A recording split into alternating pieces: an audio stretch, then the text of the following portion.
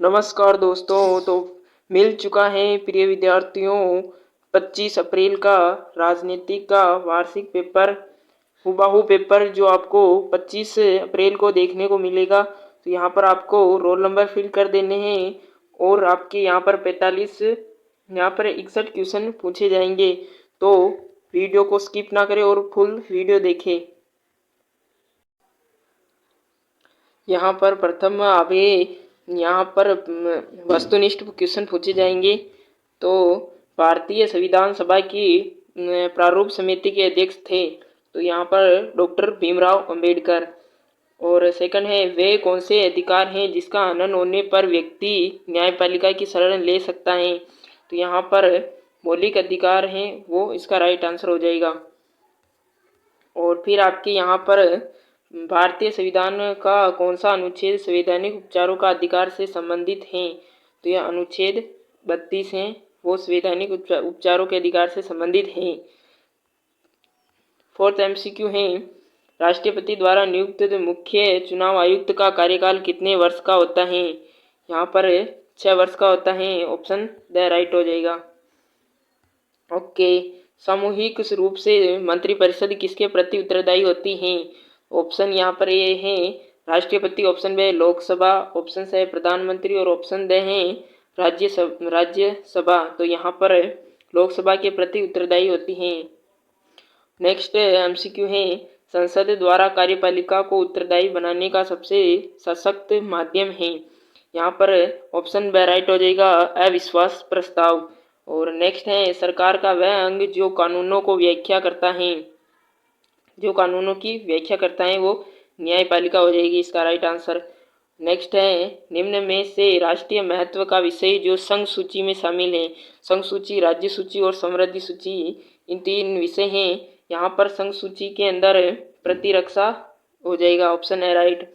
Next MCQ है, ग्राम पंचायत का मुखिया कौन होता है, तो यहाँ पर सरपंच है, वो राइट हो जाएगा। और नेक्स्ट है, भारतीय संविधान को एक जीवंत दस्तावेज कहा जाता है क्योंकि वह भारतीय संविधान का संशोधनीय है, ऑप्शन ब है भारतीय संविधान गतिशील है, और ऑप्शन से है समय अनुसार परिवर्तनशील है, और ऑप्शन द है उपयुक्त सभी। तो उपयुक्त सभी, ये सभी भारतीय संविधान की विशेषता है जीवंत दस्तावेज की। नेक्स्ट एमसीक्यू है, भारतीय संविधान की प्रस्तावना में किस प्रकार के न्याय की बात की गई है, सामाजिक न्याय भी है, आर्थिक और राजनीति। तो यहाँ पर ऑप्शन द राइट हो जाएगा। हिंद स्वराज की कृति है, हिंद स्वराज वो महात्मा गांधी जी ने लिखी थी। नेक्स्ट एमसीक्यू है, जन्मजात विशिष्टताओं और योग्यताओं का परिणाम होती है प्राकृतिक असमानता, हो जाएगा इसमें। अगला नेक्स्ट है, धर्मनिरपेक्षता का मतलब सभी धर्मों को राज्य द्वारा समान संरक्षण है, ये विचार दिया गया है। तो ये विचार पंडित जवाहरलाल नेहरू का था कि सभी धर्मों को समान संरक्षण दिया जाए। नेक्स्ट एमसीक्यू है, निम्न में से कौन सा कारक भारत के राष्ट्रवाद के उदय में सहायक नहीं रहा है, तो यहाँ पर सामुदायिकता है जो वो नहीं रहा है।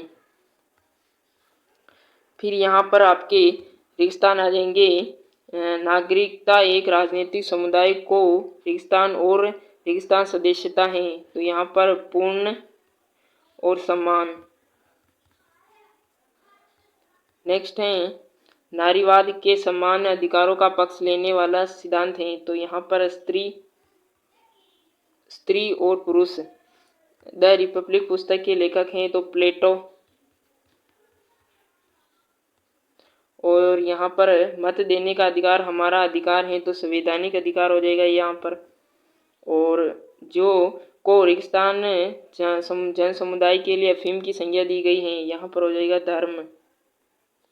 अंतिम रूप से भारतीय संविधान पर सदस्यों ने हस्ताक्षर कर इसे अंगीकृत व अधिनियम किया था, यहाँ पर 284 सदस्यों ने हस्ताक्षर किए थे। और यहाँ पर स्वतंत्रता के सबसे महत्वपूर्ण अधिकारों में है, स्वतंत्रता के महत्वपूर्ण अधिकारों में व्यक्तिगत की स्वतंत्रता सबसे महत्वपूर्ण है। कार्यपालिका सरकार का वह अंग है जो द्वारा स्वीकृत नीतियों और कानूनों को लागू करने के लिए जिम्मेदार है, तो यहाँ पर विधायिका आ जाएगा। अगला है, गांव और जिला स्तर के शासन को कहते हैं, तो स्थानीय शासन। और अगला है प्रश्न, भारतीय संविधान के अनुच्छेद के अंतर्गत भारतीय संविधान संशोधन की प्रक्रिया वर्णित है। यहाँ पर 368 अनुच्छेद के तहत भारतीय संविधान में संशोधन किए जा सकते हैं। तो इसका नेक्स्ट पार्ट के अंदर हम इसके अतिलघुतरात्मक और लघुतरात्मक और इसके साथ में दीर्घात्मक और निम्नात्मक प्रश्न इम्पोर्टेंट कराने वाले हैं। तो चैनल को सब्सक्राइब कर लीजिए। मिलते हैं इसके नेक्स्ट पार्ट में।